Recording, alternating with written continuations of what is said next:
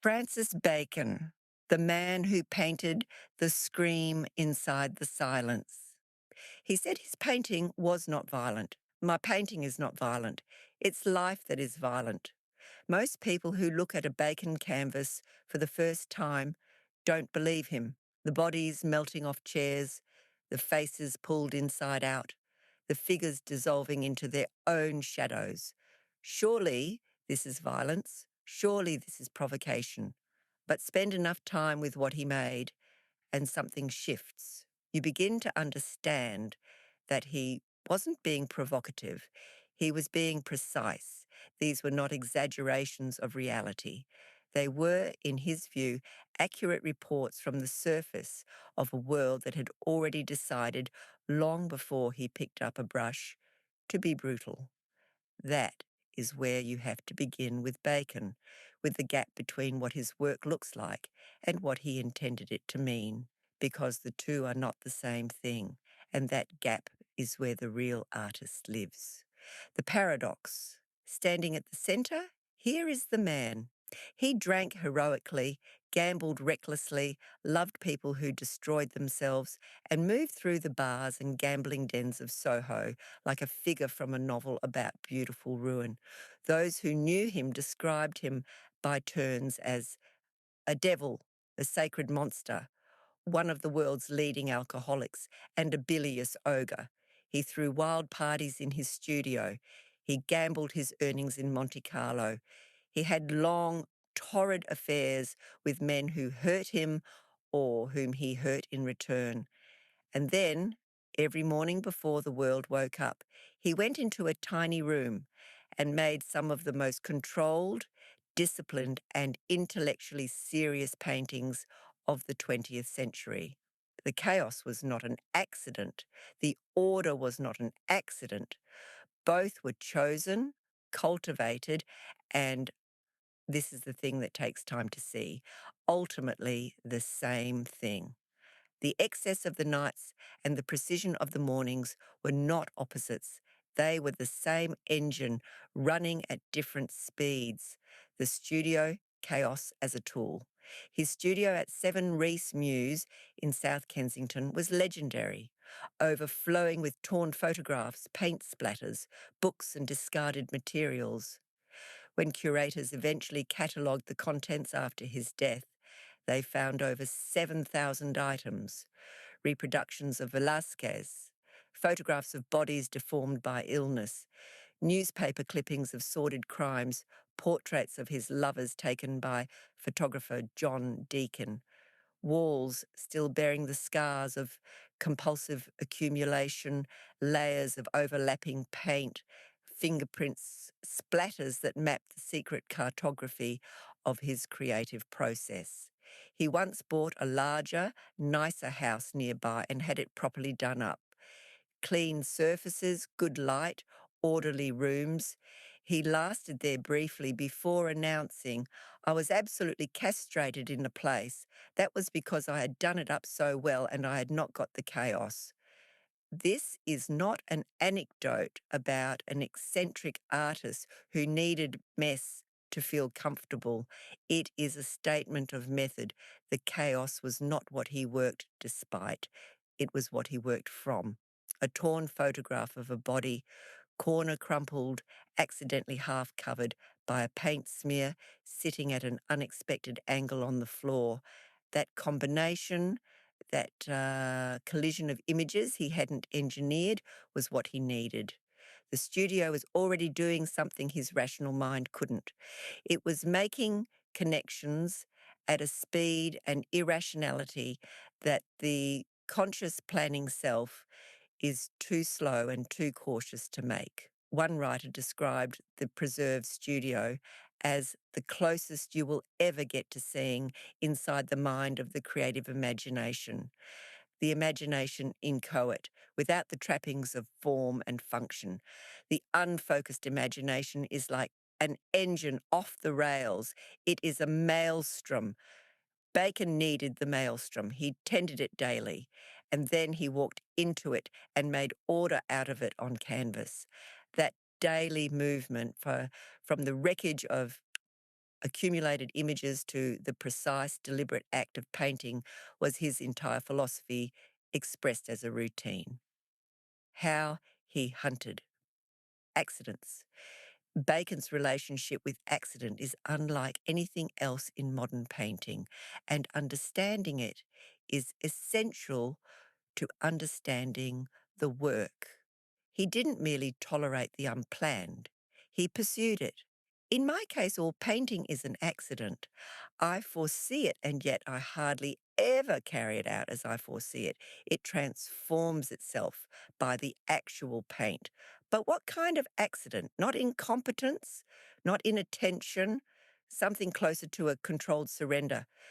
A moment where the painter stops directing and starts receiving, when paint splattered, when a smear went wrong, when a brush loaded too heavily dragged itself across the canvas in a way he hadn't intended. Bacon didn't correct it. He listened to it. He asked whether it had done something a deliberate gesture never could. And then, this is the crucial step, the intelligence came back in, not to fix the accident, but to select it. It's also not an accident because one must select what part of the accident one chooses to preserve. The parallel he drew was to gambling, and it wasn't a casual comparison. He genuinely loved casinos, loved the specific electricity of the moment before the wheel stops, the instant when the outcome still contains every possible outcome simultaneously. Painting, for him, carried identical stakes. You had to release control to find something that control could never manufacture. You had to risk the painting to discover what the painting wanted to be. Underneath all of this sits one sentence that compresses his entire aesthetic into 5 words. I believe in deeply ordered chaos. Paint that bypasses the brain. Here is where Bacon diverges most sharply from how most people talk about art and from how most artists talked about themselves. Most painters describing their intentions speak about images, subjects, light, composition, mood. Bacon spoke about the nervous system. Some paint comes across directly onto the nervous system, and other paint tells you the story in a long diatribe through the brain. He wanted the first kind exclusively. Paint that arrives in the body before it arrives in the mind. Well, that makes you feel before you can explain what you're feeling. He called it bringing the figurative thing onto the nervous system more violently and more poignantly. Not illustration, not narrative, impact. The difference between being told something and being struck by it. This is why he refused to paint from life. Live models, he explained, inhibited him, not because they made the work more difficult, but because they made it more decent.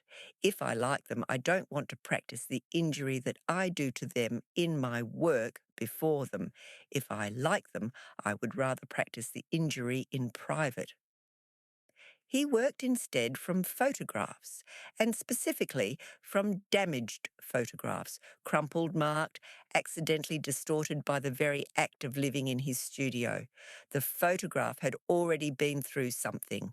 It already contained deformation, and that deformation was closer to what he actually saw when he looked at a person than any clean, faithful representation could be. He told the critic Jean Clair, "When I am watching you talking, I don't know what it is.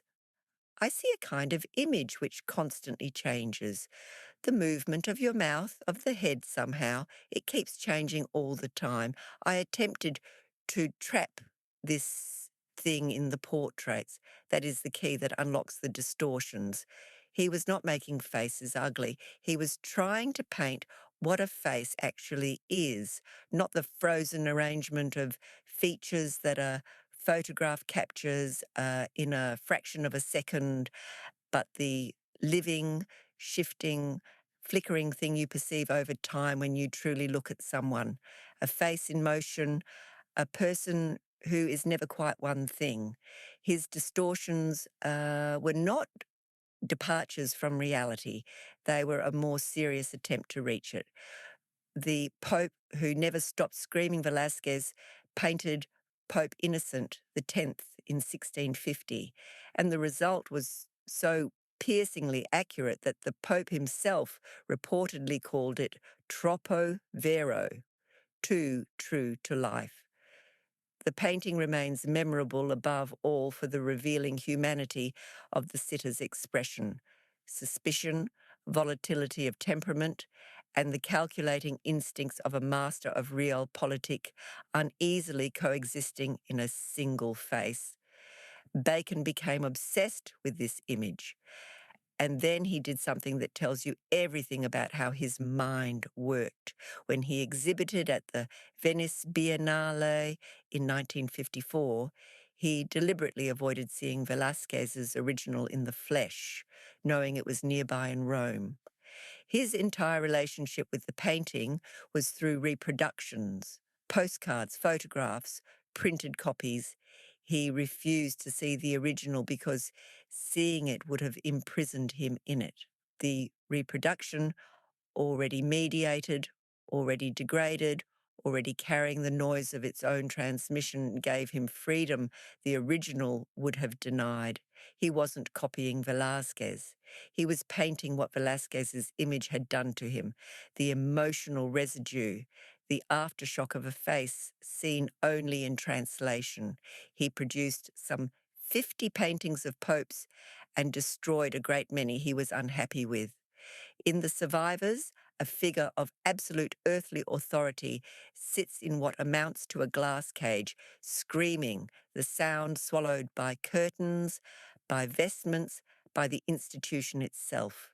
A man at the summit of every human hierarchy and still trapped, still unable to make himself heard. Whether this was about his domineering, violent father, as critics persistently suggested, Bacon refused to confirm. When Sylvester pressed him on the psychoanalytic reading, Bacon's reply was precise and final. The job of the artist is always to deepen the mystery, not to explain it, not to resolve it, to make it more itself. 3 panels, deliberately. No story. The format Bacon returned to most obsessively was the triptych, 3 canvases hung side by side, a structure with deep roots in Christian altarpieces. But he didn't use it for its religious associations.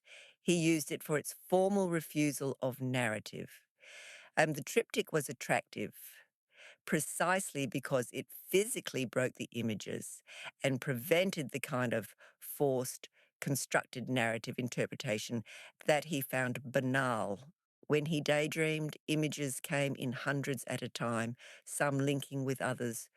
3 panels gave him a way to hold multiple images in relation without collapsing them into a story with a beginning and an end. This matters enormously. The moment 2 figures share a single canvas, the viewer's mind immediately begins constructing a relationship between them, a before and after, a cause and effect. Bacon wanted to destroy that reflex. He wanted images to exist in proximity without submitting to sequence. He wanted the viewer to feel the weight of 3 simultaneous presences without being given a narrative to retreat into. As soon as you let story in, he believed you lose the thing that only painting can do. And he formulated this as only he could. If you can talk about it, why paint it? The paintings that were also grief.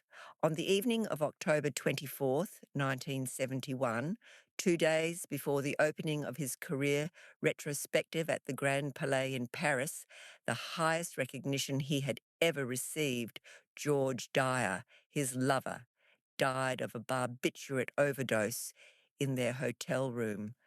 Dyer had been Bacon's primary model for years. He hated the way Bacon painted him, watching with incredulity as collectors paid enormous sums for one violently distorted portrait after another. Their relationship was tempestuous, unequal in ways that neither could fully articulate, and it ended not with a rupture, but with a death timed with grotesque precision to coincide with Bacon's greatest public triumph. Bacon admitted that the black triptychs he painted in the following years were created as an exorcism of his sense of loss.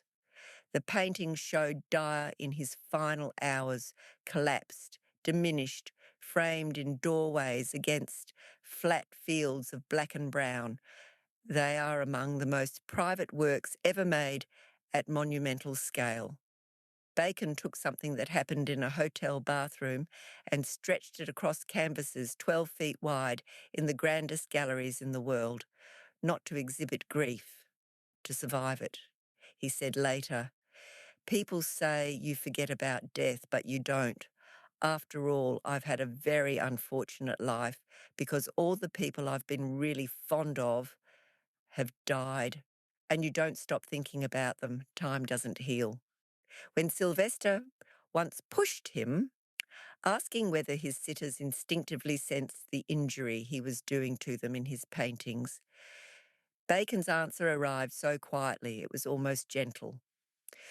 "What you're really saying is that, while sad, you kill the thing you love." The man who loathed his own face after Dyer, after Peter Lacey before him, after the long procession of people he had loved and watched die, Bacon turned increasingly to the only subject he had left. "I loathe my own face. I've done a lot of self-portraits, really, because people have been dying around me like flies, and I've nobody else left to paint but myself." There is dark comedy in this, and Bacon knew it. But there is also something more difficult. A man who finds his own face repellent, making portrait after portrait of it, decade after decade, often in the triptych format, 3 panels, the angles of a police mugshot, no flattery possible, no mythology permitted. These self-portraits are not acts of vanity or even primarily of grief. They are acts of radical honesty directed at the hardest possible subject, and they reveal something that the rest of his work sometimes obscures. Beneath the chaos, beneath the gambling and the drinking and the bravado, there was a man who held himself to an exceptionally severe standard of truth. I feel ever so strongly that an artist must be nourished by his passions and his despairs. These things alter an artist, whether for the good or the worse. The feelings of desperation and unhappiness are more useful to an artist than the feeling of contentment, because desperation and unhappiness stretch your whole sensibility. This is not the romanticization of suffering, it is the description of a mechanism. Pain doesn't produce better art automatically, but it does make the nervous system more raw, more permeable, more capable of receiving and transmitting sensation without the padding of comfort. And everything for Bacon was about sensation reaching the body of the viewer unmediated. Despair was simply a condition that made that transmission easier, what he was in the end. He was not a pessimist, though he was frequently called one. He was something more precise, a man with an unusually clear view of what life actually is, who had decided that clarity was worth more than consolation. We are born with a scream, we come into life with a scream, and maybe love is a mosquito net between the fear of living and the fear of death. But he was also, every morning before the world started drinking with him, a painter of extraordinary formal intelligence, someone who primed his canvases with meticulous care, who understood colour relationships at the level of a master, who argued with Velázquez and Rubens and Rembrandt across centuries as though they were contemporaries seated across a table. He described his entire project as a tightrope walk between figuration and abstraction, wanting the image to be as factual as possible while simultaneously as deeply unlocking of sensation as possible. The two desires pulling against each other, neither allowed to win because the tension between them was the painting. The tightrope only works if there is nothing under you. The last sentence. There is one thing he said or wrote, the record is uncertain, that has stayed with critics longer than almost anything else.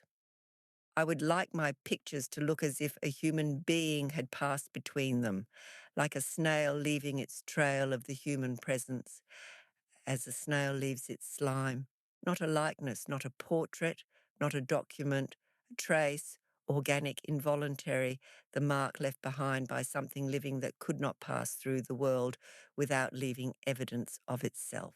That is what he was making every morning in his maelstrom of a studio, with his old brooms and ruined photographs and champagne bottles and absolute uncompromising discipline.